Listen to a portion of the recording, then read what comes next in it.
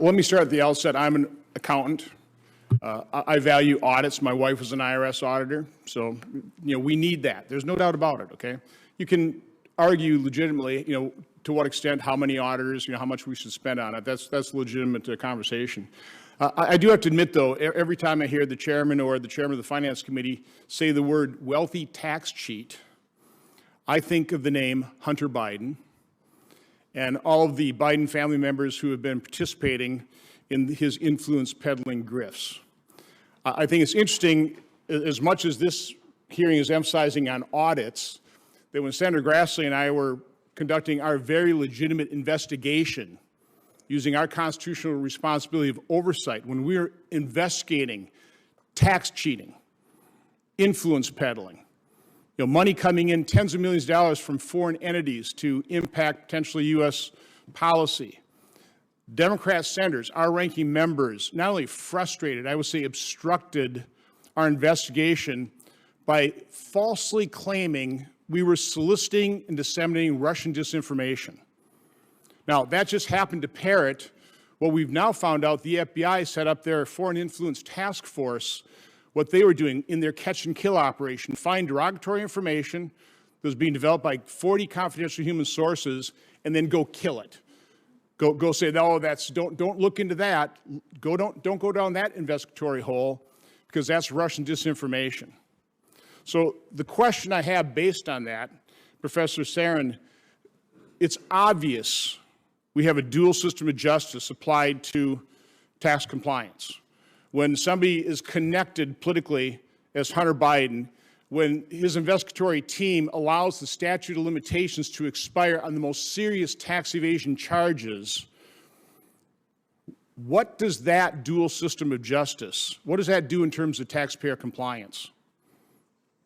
So, Senator Johnson, I actually want to take a step even higher, but with your sort of theme of democracy and heart. In this country today, we have a two-tiered tax system, as you acknowledge. Your constituents who are wage earners are already paying everything that they owe, and a very small proportion of very wealthy individuals and large corporations have the opportunity to... Okay, and that was your testimony. Again, I want you to speak to the fact that the president's son is largely skating because they allowed the statute of limitations to run. What does that do to compliance in terms of Americans' attitude toward that, Professor Hendren? I've got other things I need to get to here. I have very little to say on Hunter Biden. It's a very small portion of the tax gap.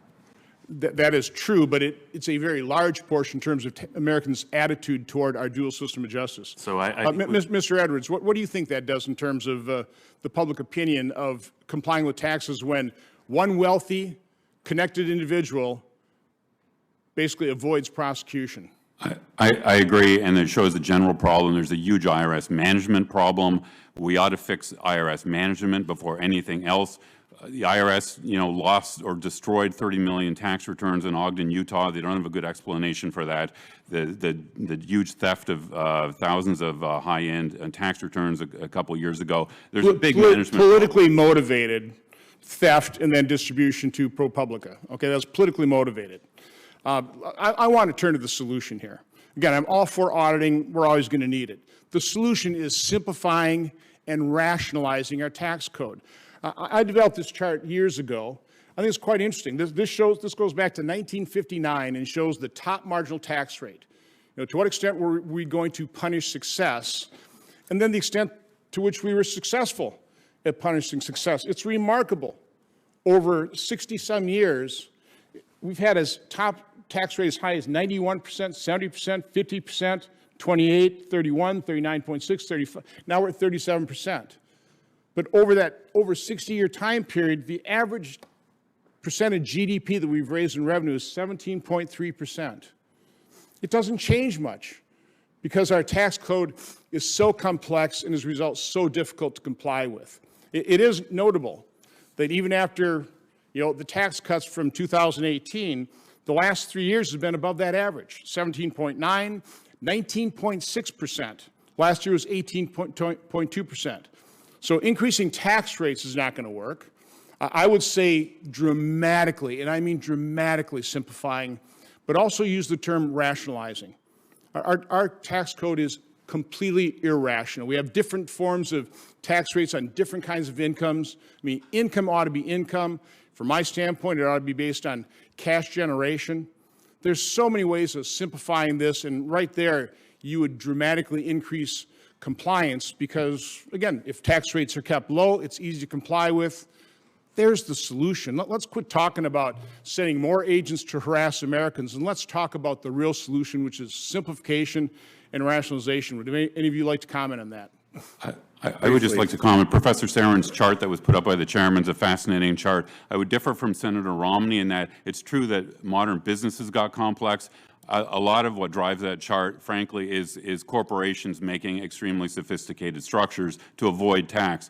They don't try to do things that are illegal. It's just that the tax code is so gray, they push the limits, and that's what I experienced at 5 years of PwC. That's what they try to do, push to the limit of a very gray code. Senator Merkley.